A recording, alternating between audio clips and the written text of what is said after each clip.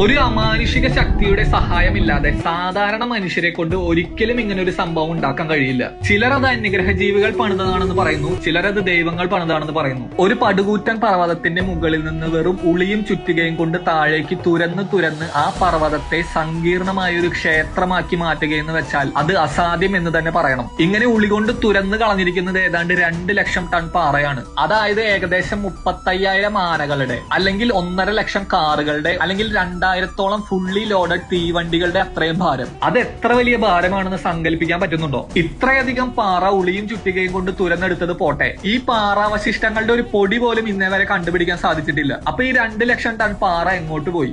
അത് വേസ്റ്റ് വന്ന പാറയുടെ കാര്യം. ഇത്രയും പാറ മലയിൽ നിന്ന് തുരന്നെടുത്ത് അവർ ഉണ്ടാക്കി വെച്ചിരിക്കുന്നതോ ഇന്നത്തെ ലേസർ കട്ട് ടെക്നോളജി കൊണ്ട് പോലും പണിയാൻ പറ്റാത്ത കോംപ്ലക്സ് ശില്പങ്ങൾ, ഇടനാഴികൾ, ഗോപുരങ്ങൾ, പല നിലകളിൽ ഉയർന്നു നിൽക്കുന്ന ഒരു കൂറ്റൻ ക്ഷേത്രം. ഇപ്പൊ നമ്മൾ കാണുമ്പോ ഇത്രയുണ്ട്. ഇത് പണിത കാലത്ത് ഇതിന്റെ ഡബിൾ ഉണ്ടായിരുന്നു. തൂക്കുപാലങ്ങളും കൂറ്റൻ ശില്പങ്ങളും അടക്കം വാക്കുകൾ കൊണ്ട് വിവരിക്കാനാവാത്ത ഒരു മാസ്റ്റർ പീസ് ആയിരുന്നു 8-ാം നൂറ്റാണ്ടിൽ പണിത ഈ കൈലാസനാഥ ക്ഷേത്രം. ഇനി നിങ്ങൾ പറ, ഇതിന് പുറകിൽ മനുഷ്യന്മാര് മാത്രമായിരിക്കും? വിവരണം കേട്ടാൽ നിങ്ങൾക്ക് മനസ്സിലാവില്ല. നേരിട്ട് ഇതിന് മുന്നിൽ പോയി നിൽക്കുമ്പോൾ നിങ്ങൾക്ക് തന്നെ തോന്നും മനുഷ്യരെ കൊണ്ട് ഇത് ഉണ്ടാക്കാൻ സാധിക്കുമെന്ന്. എല്ലോറ ഗുഹാക്ഷേത്രങ്ങളിൽ പോകാൻ താല്പര്യമുണ്ടെങ്കിൽ നിങ്ങൾക്ക് സ്വയം ട്രിപ്പ് പ്ലാൻ ചെയ്യാനുള്ള ട്രാവൽ ഗൈഡ് നമ്മുടെ ചാനലിലുണ്ട്. പിന്നെ ഇതുപോലത്തെ ട്രാവൽ കണ്ടന്റിന് പേജ് ഫോളോ ചെയ്ത് വെക്കാനും മറക്കണ്ട.